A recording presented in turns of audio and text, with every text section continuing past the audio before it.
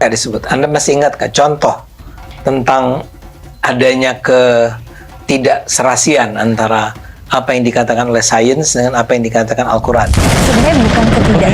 Assalamualaikum warahmatullahi ta'ala wabarakatuh. Kita kembali lagi di Almantiki Reaction, teman-teman. Kita akan melihat bagaimana dan serta ya, bukan hanya melihat, juga kita akan membongkar. Apa yang kemudian akan kita bongkar? Satu kaum munafikun yang mencoba menyelewengkan makna daripada Al-Quran. Kenapa abang bilang kayak gitu? Karena kita bukan mengatakan diri kita pintar apa gimana. Mungkin ini orang nggak percaya tafsir, mungkin tafsir bagi dia adalah sebuah interpretasi daripada ulama. Oke. Tapi bagaimana kalau kita bisa membahas segala sesuatu itu menurut kaedah bahasa? Pertama, Al-Quran itu turun di Arab dengan mekanisme bahasa Arab. Mari kita dengarkan fitnahannya dulu, teman-teman ya. Sekeji apa sih sekeji ini? Betul kan, kalau Quran ini bahasanya relatif ambigu ya, bisa multi tafsir. Nanti kalau misalnya udah dicocokin sama suatu ilmu pengetahuan gitu, suatu sains, habis itu sainsnya berkembang dan jadi nggak bisa masuk lagi ke penafsiran itu, nanti kan jadi masalah. Gitu. Boleh nggak disebut? Anda masih ingat nggak contoh tentang adanya ketidakserasian antara apa yang dikatakan oleh sains dengan apa yang dikatakan Al-Quran? Sebenarnya bukan ketidakserasian ya, tapi dicocok-cocokin aja. Kayak misalnya tentang tentang pembentukan janin di perut. Kan misal setelah itu ada di Quran. Ada setelah 40 hari atau setelah 3 bulan itu di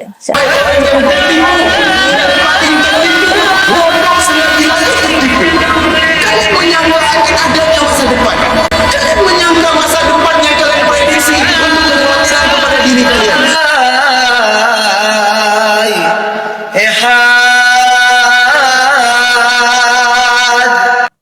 Oke, telah kita saksikan sendiri ya tadi.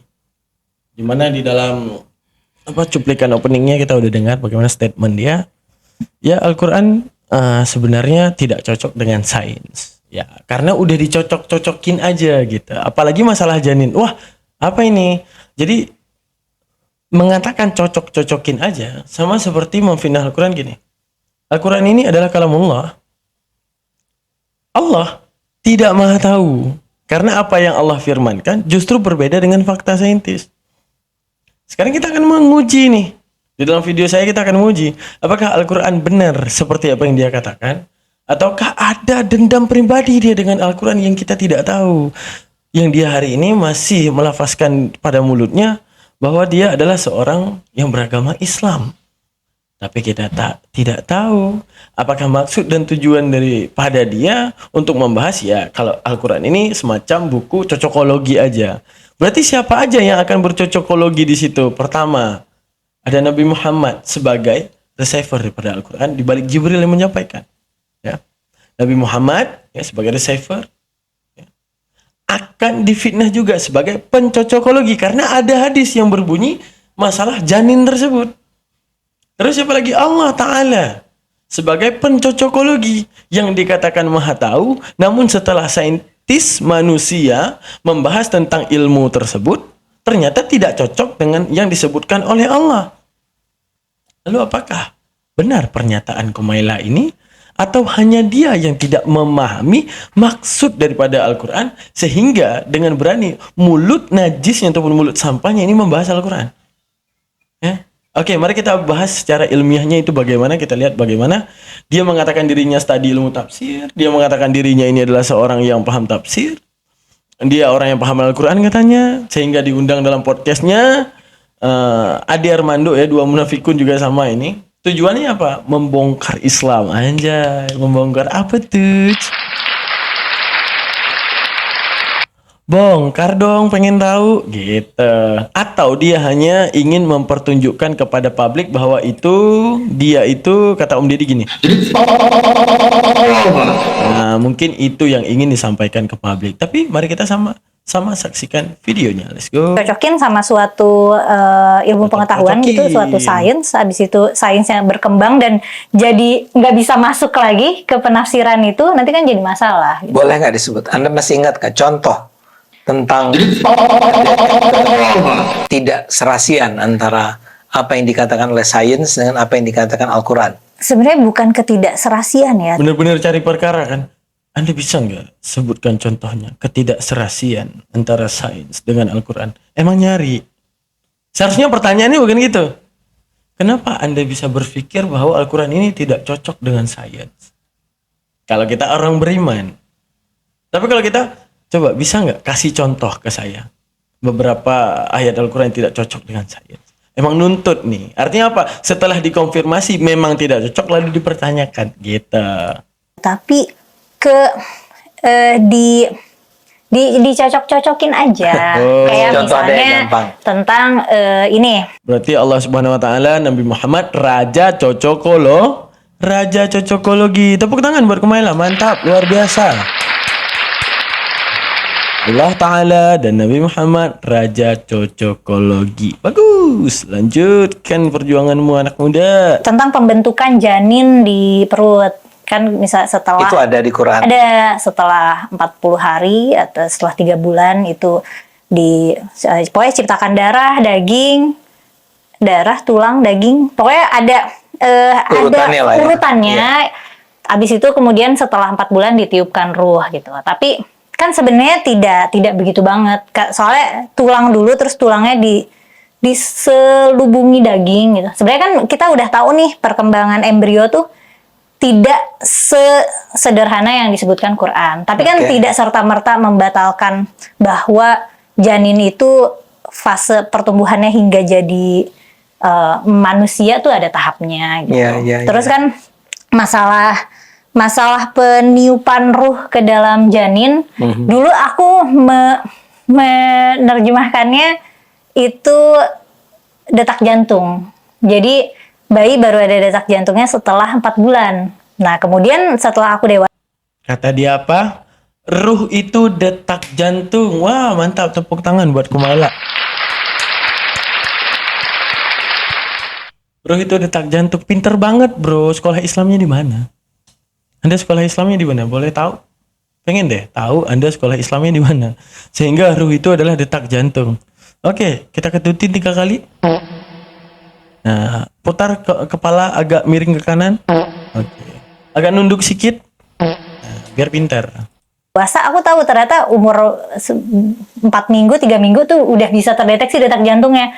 Terus, tapi kan itu belum ditiupkan ruh kalau misalnya kita merujuk ke Quran. Iya. Gitu. Kalau cuman kan ya namanya konsep ruh ini kan abstrak. Nah, tapi kalau kita mau kombinasikan sama sains kan jadinya problematik gitu. Jadi memaksakan. Biarin aja lah narasi kitab suci begitu dan biarkan sajalah perkembangan ilmu pengetahuan ya berjalan sesuai bukti-bukti baru yang diterima. Iya, biarkanlah kitab suci berbicara seperti itu. Ini cuci tangan nih, project cuci tangan nih. Gua kira gua nggak tahu nih, gua pecahin piring kepala lu ya. Project cuci tangan. Jadi ibaratnya gini. Ya biarin aja lah kitab suci ngomong kayak gitu. Ya kita juga jangan menolak perkembangan zaman sekalipun itu mengkontra kitab suci. Apanya yang dikontra? Apanya yang dikontra? Lu yang tidak paham arti ruh, lu mencoba menjelaskan ruh. Nah, oke, kita coba jelaskan. Nah, makanya di dalam Islam itu mengenal dengan konsep al-ilm. Berilmu dulu baru berbicara. Karena kalau tanpa ilmu kemudian kamu berbicara, marah Om Deddy. Nah, marah Om Deddy nanti sama kamu. Oke, kita tampilkan data ini kan yang kamu mau bawa kan. Oke, kita uji ya, cocok nggak dengan saintis atau itu hanya congormu doang. Ada kucing guys, di samping sana ada kucing. Gak usah tengok, ada Kumaila ini. Lebih bagus kamu daripada Kumaila, kucing. Oke, kita baca hadisnya Rasulullah. Berarti gini kan pendapat Kumaila tadi kan. Nah, sebenarnya Al-Quran dengan sains itu nggak bisa dicocokkan. Kenapa? Kecuali kita cocokologi gitu. Berarti Allah yang tadinya maha tahu jadi nggak maha tahu. Tapi karena cocokologinya orang Islam sehingga Allah jadi maha tahu lagi. Gitu kan maksudnya gitu. Dia bilang ruh itu adalah detak jantung. Kalau kita meninjau daripada pemberitahuan Al-Quran ataupun pemberitahuan daripada hadis, maka 4 bulan baru ada detak jantung, karena 4 bulan baru ada ruh. Padahal secara ilmu modern, sebelum 4 bulan pun udah bisa dideteksi detak jantungnya. Yang bilang ruh detak jantung siapa? Siapa? Lu doang. Jadi, lu jangan mancing Om Deddy buat marah. Karena Om Deddy kalau udah marah kayak gini dia nanti. Dah. Jadi daripada nanti lu terjebak dalam ketololan lu, mari kita bahas gitu ya. Atau lu sebenarnya gini, lu murtad aja udah aman gitu. Kita saling debat, lu agama lain, gua agama Islam gitu, udah keren. Jangan sama-sama Islam. Jadi kalau sama-sama Islam lu dikencingi sama orang Islam gitu nanti. Dah. Nah, mari kita bahas ya. Oke, bismillahirrahmanirrahim. Satu hadis Nabi yang cocokologi tadi kata kamu, an Abi Abdurrahman Abdullah bin Mas'ud radhiyallahu anhu qala hadatsana Rasulullah sallallahu alaihi wasallam wa huwa sadiqun masduq. Ingat ini. Sadiqun masduq. Artinya apa? Diwariatkan hadis ini oleh siapa? Hadis ini oleh Abi Abdurrahman Abdullah bin Mas'ud, menceritakan kepadaku oleh Rasulullah, dan dia adalah memang sadiq, orang yang benar.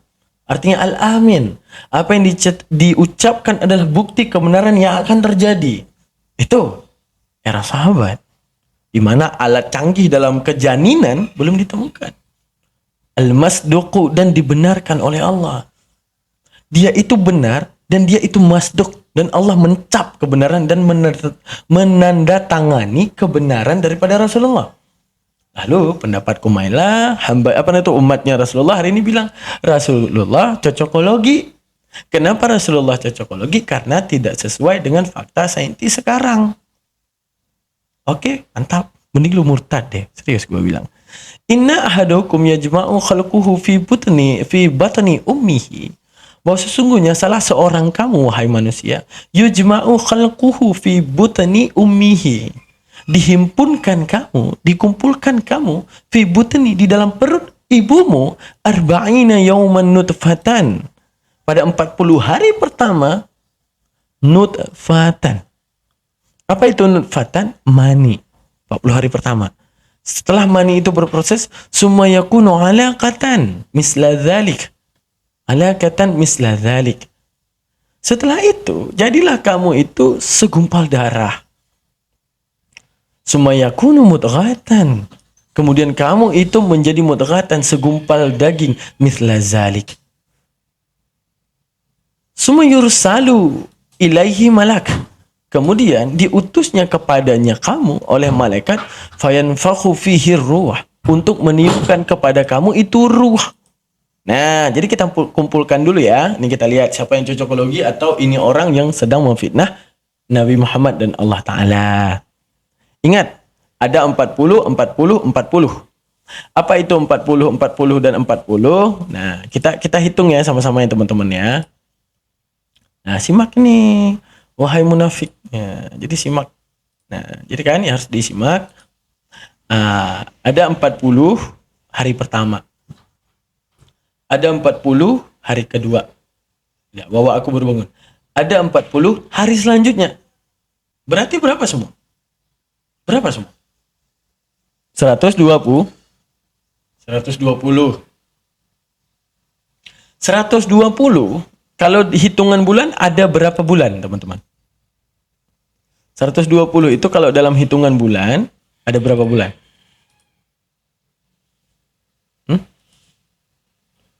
Ada 4 bulan. Selama 4 bulan, kata Rasul, baru kemudian ditiupkan ruh kepada bayi tersebut. Lalu kita harus tahu dulu nih, ruh dalam perspektif Islam bukan ruh dalam perspektif orang yang tolol. Tapi dalam perspektif Islam kita harus tahu. Kenapa? Karena ini, hadis ini yang jelaskan sang pembawa Islam. Siapa? Rasulullah SAW. Maka definisi daripada ruh harus diketahui oleh Rasulullah, bukan si tulul ini. Jadi kita dengarkan dulu apa yang Allah jabarkan tentang ruh. Oleh siapa? Oleh Allah sendiri. Apa itu ruh? Ruh kata Allah, ruh itu apa? Ini kata Allah. Berarti menunjukkan apa? Dia bilang kan dirinya tahfidz. Masa dia nggak tahu ayat ini? Tahfidz apaan? Jadi apa yang dibanggakan daripada dia gitu kan? Nah, ini masalah ruh ya. Nah, mari kita simak sama-sama. Ruh itu apa? Kita baca-baca. Nah, kan katanya dia tahfidz ya. Bagaimana seorang tahfidz? Ayat ini dia nggak tahu. Maksudnya dia tahfidz tapi nggak hafal As-Sajadah ayat 9. Maksudnya dia nggak tahu gitu soal As-Sajadah ayat 9. Kita baca. Bismillahirrahmanirrahim. Summa sawwahu wa nafakha fihi min ruhihi wa ja'ala lakumus sam'a wal absara wal af'idah qalilan ma tashkurun. Kemudian dia, ini dari sini kita baca. Summa sawwahu, kemudian dia menyempurnakan manusia. Oke. Wa nafakha fihi, dan ditiupkan padanya manusia. Min ruhihi, daripada ruhnya manusia. Wa ja'ala lakumus sam'a, dan Allah jadikan bagi kamu itu pendengaran, penglihatan, wal af'idah, kesadaran kalau bahasa kita. Ya, kesadaran, wal af'idah. Qalilan ma tashkurun, akan tapi kamu tidak bersyukur. Apa itu ruh? Pertama kita bahas dari segi kalimat. Ya. Ketika kamu telah sempurna. Ingat, artinya telah sempurna, kita lihat kondisi 4 bulan bayi. Kita cocokologi ini kan cocokologi nih. Nah, ruh menurut Kumaila detak jantung. Menurut dia, kan dia lebih hebat daripada Allah dan Rasulullah. Nah, tapi kalau menurut Allah yang Maha Tahu itu, yang kata dia cocokologi, tapi kalau menurut Rasulullah yang diberitahukan pengetahuan oleh Allah itu, ya, di luar apa yang dipahami oleh Kumaila, ruh itu bukan kayak si Kumaila katakan. Jadi Rasulullah tidak setulul itu. Tapi si tulul ini berani mengatakan bahwa Rasulullah itu cocokologi dan Allah Ta'ala itu cocokologi. Apa yang dikatakan? Ingat, summa sawahu. Kemudian setelah sempurnanya kamu. Kapan mulai sempurnanya bayi? Ingat. Pada usia 4 bulan, janin mengalami perkembangan yang pesat. Tubuhnya semakin jelas terlihat. Organ vitalnya berkembang dan wajahnya mulai terbentuk. Ingat di sini. Apa itu ruh? Summa sawahu, setelah sempurnanya. Kemudian dia menyempurnakannya manusia. Saat ini, kondisi 4 bulan bayi, kondisi di mana bayi itu mulai sempurna. Sebelum kita masuk ke ruh. Oke. Berarti ada satu kebenaran. Oh enggak kebenaran. Tapi ini cocokologi. Kan Kumaila bilang gitu. Berarti ini cocokologinya gini Kumaila. Cocokologinya tercocok banget. Allah bilang ketika sempurna. Kapan sempurna?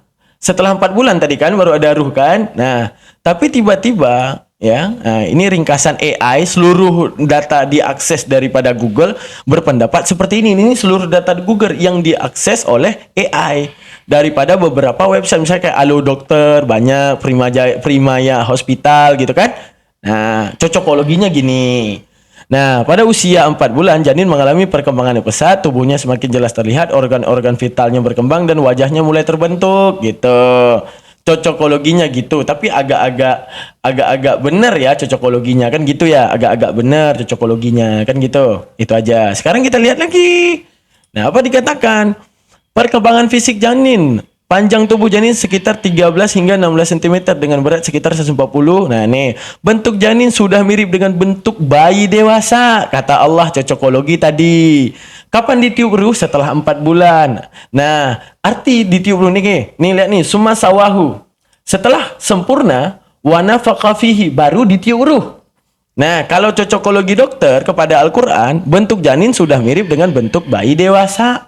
Nah, berarti ini kan cocokologi. Yang benar kan apa yang dikatakan Kumaila. Jadi 4 bulan itu detak jantung. Kan gitu kan, detak jantung. Versi dia gitu. Jadi benar apa kata Allah. Ada manusia sempurna karena akalnya. Ada kadang manusia dikatakan sempurna karena ketululan dan kebodohannya. Dan kebegoannya. Tepuk tangan buat Kumaila.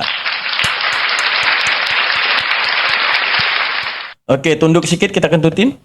Oke, merengin agak ke kiri kepalanya. Agak ke kanan sedikit. Oke, kita tanya ke Om Deddy. Kira-kira Om Deddy mau sampaikan apa ke Kumaila? Silakan Om Deddy. Oke, kita lanjut lagi pembahasannya. Oke, nah kita bahas lagi Maha Benar Allah dengan segala firman-Nya Kumaila. Oke, sekarang kita bahas lagi.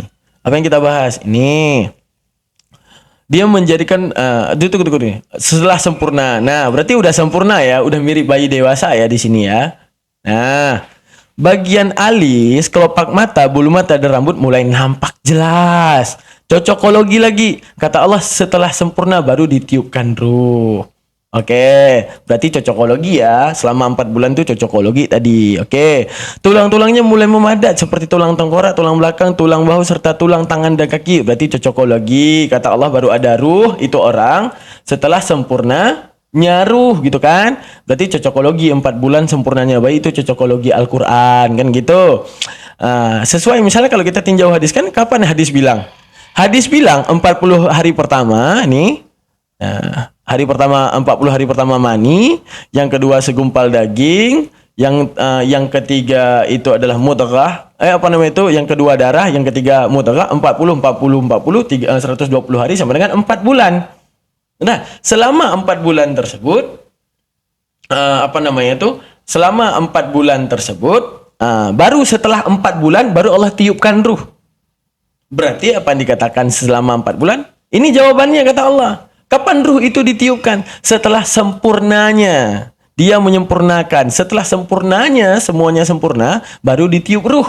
Berarti setelah 40. Berarti 4 bulan. Nah, berarti kondisi sempurna bayi kapan?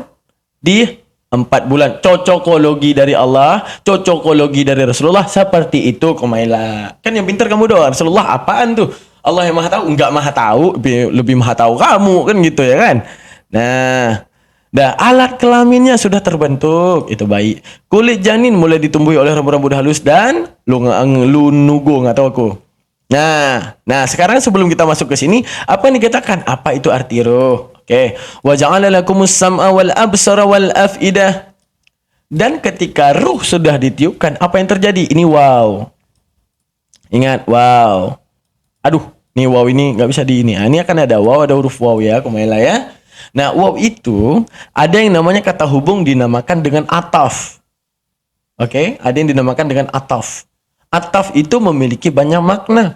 Ada makna mutlak jamak untuk menunjukkan A dan B berbeda, ataupun ataf itu ada yang bernama taksimat. Berfaedah bahwa A dan B tagayurat, boleh dipilih salah satu. Dinamakan dengan waw taksim. Ini wawnya waw taksim. Dan kalau masuk ke dalam ranah balaghah, waw ini dinamakan dengan waw bayaniyah. Pernyataan ke depan memperjelas pernyataan ke belakang. Nah, itu ilmu Al-Quran yang saya ajarkan ke kamu. Bukan pendapat ulama, ilmu bahasa Arab. Bukan perkataan ulama, kan kamu anti tuh perkataan ulama. Perkataan sastrawi bahasa Arab. Ada waw taksim dengan faedah tagayuratnya, dan waw bayaniyah dalam ilmu sastra, pernyataan ke depan menjelaskan maksud yang di belakang. Nah, artinya apa di sini, Kumaila? Nah, apa yang terjadi di sini, Kumaila, di dalam penjelasan ini?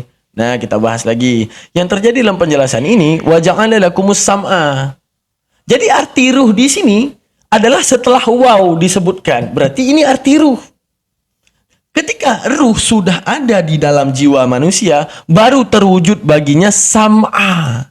Wa ja'ala lakumus sam'a. Baru terwujud kepadamu itu sam'a, pendengaran. Sekarang gini, kata-kata sam'a ini, kenapa tidak ditulis wa ja'ala lakumus sami'u? Kenapa tidak ditulis wa ja'ala lakumul masmu'u? Kenapa tidak ditulis wa ja'ala lakumu masami'? Kenapa ditulis wa ja'ala lakumus sam'a? Ingat, sam'a adalah kalimat yang dinamakan masdar dalam ilmu sharaf bahasa Arab. Masdar diambil daripada kata-kata sama'a. Sama'a yasmi'u sam'an. Apa itu masdar? Masdar itu menjelaskan kejadian. Oke. Kalau kata-kata sami'un menjelaskan orang yang mendengar. Kata-kata masmu'un menjelaskan orang yang didengarkan. Tapi kenapa di sini harus ditunjukkan kata masdar? Ditunjukkan kata masdar di sini agar kita tahu kejadian mendengar. Artinya, kejadian mendengar, ingat ya, contoh kita kasih pemahamannya gini teman-teman. Biar lebih mudah. Ini apa nih aku buka nih? Kenapa ke promo Ramadan keluarnya? Oke, misalnya nih aku kasih penjelasan nih biar lebih mudah. Coba perhatikan. Kata-kata pembakar, dibakar dengan kebakaran beda nggak? Pasti beda dong. Di mana bedanya?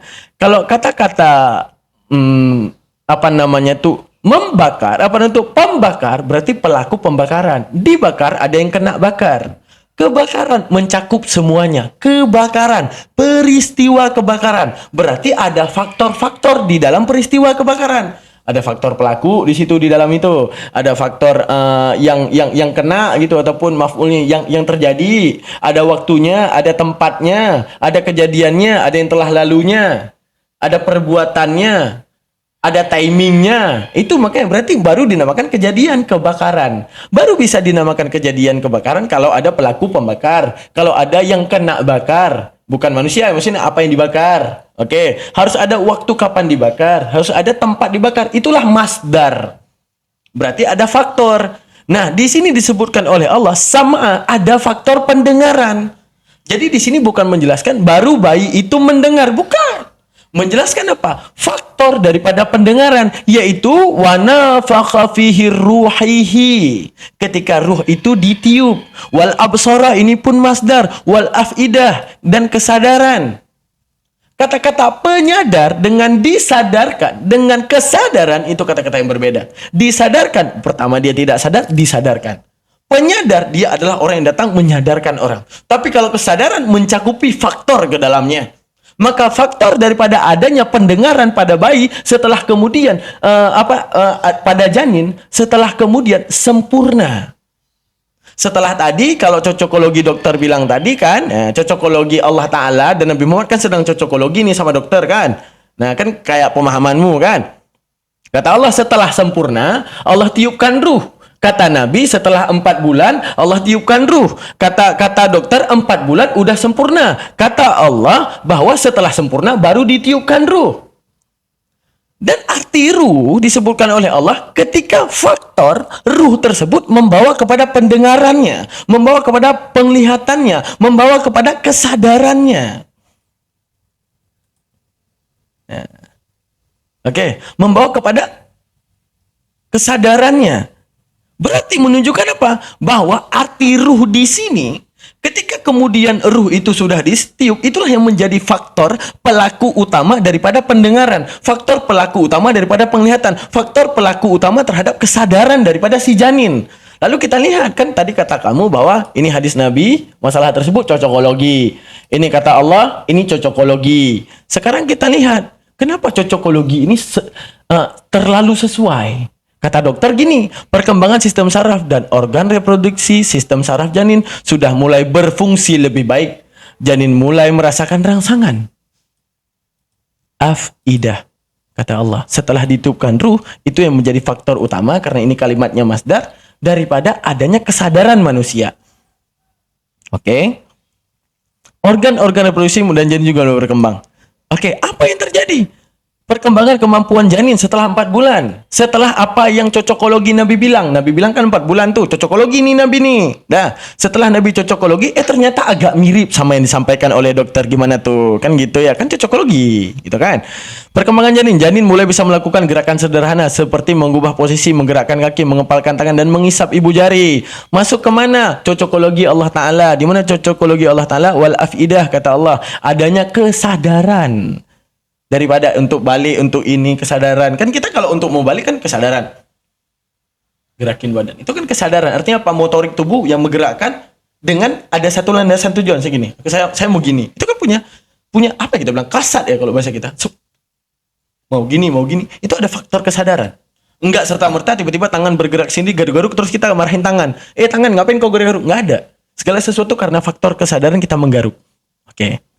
Tapi agak mirip dengan cocokologi kan gini ya, kan Allah Ta'ala nggak maha tahu, Nabi Muhammad cocokologi gitu dengan saintis kan gitu. Nah, janin mulai bisa melakukan gerakan sederhana, mengepalkan tangan dan menghisap ibu jari gitu. Kata Allah tadi, ruh itu apa? Setelah sempurna ditiupkan ruh, jadi kepada mereka pendengaran dan afidah, kesadaran. Kata dokter, ini terjadi. Sekarang gini, janin mulai bisa mengenali suara dari luar rahim. Kata Allah Ta'ala, janin mulai merasakan apa itu pendengaran. Faktor pendengaran. Apa faktor pendengaran? Dengan ditiupkan ruh setelah 4 bulan. Oke, cocokologi Allah Ta'ala. Kan Tuhan nggak mau tahu, kan? Jadi saintis ini bernabrak Al-Quran. Jadi nggak usah dengar Al-Quran gitu kan. Misalnya suara detak jantung atau perut ibu hamil. Dia mulai sadar dengan pendengaran hal tersebut. Kapan? Setelah 4 bulan. Kapan 4 bulan? Yaitu perkaliannya. Nabi bilang tadi 40. Nabi bilang lagi tadi 40 berarti 120 sama dengan 4 bulan. Setelah itu baru ada hadiah kepada bayi. Apa hadiahnya? Kemudian yursalu ilaihi malaku wa yanfaqu fihi ruh. Hadiahnya apa? Ditiupkan ruh kepada bayi tersebut. Itu hadiahnya. Apa hadiah? Pendengaran aktif, penglihatan aktif, kesadaran aktif. Tapi kan cocokologi kata Kumaila. Di mana cocokologinya? Cocokologinya di sini. Nih cocokologinya. Janin mulai mengenali suara dari luar rahim, misalnya suara detak jantung ataupun perut ibu hamil. Nah, janin mulai bisa menelan air ketuban. Nah, ibu hamil juga mengalami ini kepada ibu hamil. Nah, berarti kan Allah Ta'ala itu kan begitu cocokologi ya dengan saintis, dan Al-Quran itu jangan dipelajari sebagai saintis. Nah, udah, berarti jangan pelajari Al-Quran secara saintis karena Al-Quran itu menipumu. Kenapa? Karena kita lihat ini ya teman-teman ya, kita lihat judulnya aja. Lihat nih, judul YouTube-nya aja, lihat nih. Nih, baca sendiri. Apa enggak kita reaksi kayak gini judul YouTube-nya dan mengaku dirinya adalah seorang Islam gitu. Ya nih. Aduh. Jangan belajar sains dari Al-Quran. Logika Kumaila. Apanya logika? Lu nggak punya ilmu apa-apa jelasin Al-Quran. Dan lu melangkahi hal tersebut. Dan mengatakan diri lu adalah sebagai seorang yang skeptis. Tapi skeptis apaan? Isinya kedogongan. Kalau kata Mas Dedi. Belum puas Mas Dedi. Lagi. Sekali lagi Mas Dedi. Bagus. Nah, kita kentutin dulu. Coba muka agak ke kanan. Ke kiri sedikit.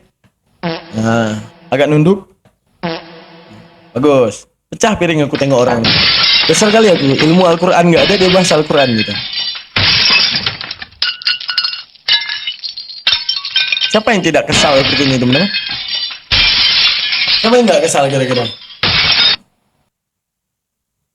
Boleh. Boleh bahas Al-Quran. Boleh banget. Boleh banget. Tapi ilmunya mumpuni dulu. Segala tulisan Al-Quran itu punya makna. Misalnya tulisan Al-Quran kayak tadi. Tahu dulu konteksi kenapa ditulis dengan misal mana tadi. Kenapa Al-Quran ditulis dengan sam'a? Kenapa enggak wa ja'ala lakumus sami'u wal absar wal basiru wal faidatu, kan bisa. Ataupun wa ja'ala lakumus sami'a wal basira wal faidah, kan bisa. Kenapa ditulis wa ja'ala lakumus sam'a wal absara wal afidah? Itu menunjukkan apa? Kamu harus pikir dulu ini kalimat kenapa kayak gini. Ataupun ditulis wa ja'ala lakumul masmu'a wal mabsara wal mafidah, kan bisa. Bisa dengan kalimat seperti itu. Kenapa harus ditulis sam'a? Berarti menunjukkan apa? Ini ada fakta. Kesel banget gua. Tepuk tangan buat Ustaz Daman, tepuk tangan buat Ustaz Daman membongkar kemunafikan orang-orang yang seperti ini. Statementnya karena terlalu pedis, teman-teman.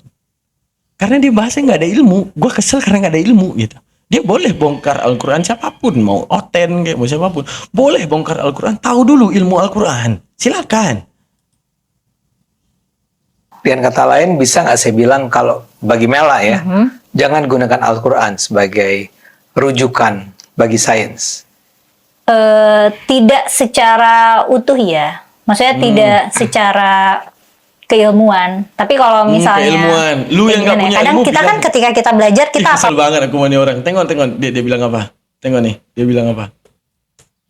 terima gitu. Dengan kata lain, bisa nggak saya bilang kalau bagi Mela ya, jangan gunakan Al-Quran sebagai rujukan bagi sains.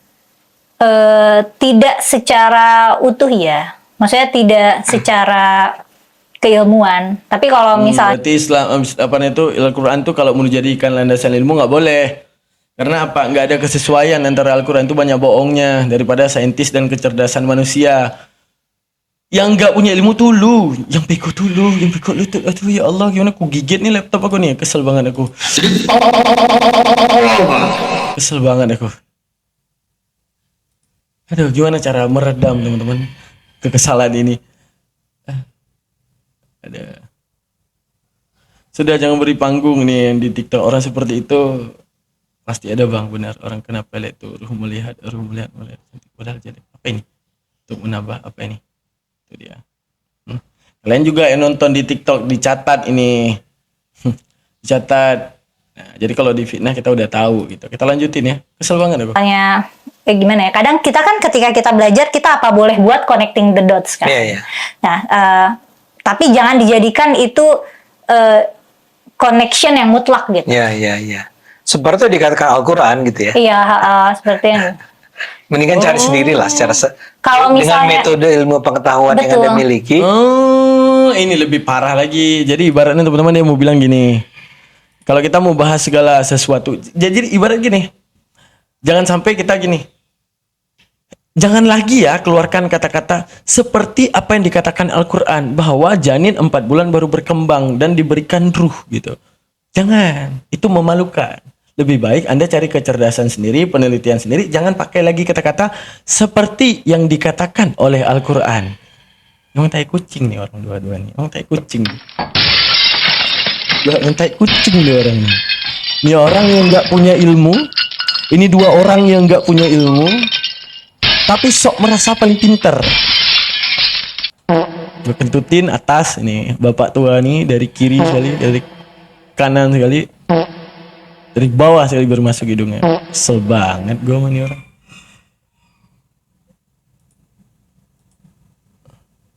Anda cari sendiri kebenaran itu. benar, kalau misalnya yang mau dicari adalah sains, ya pakailah metode sains. Oke. Pakailah metode Sekarang saya. kembali ke awal Al-Quran tadi. karena nggak sama ya.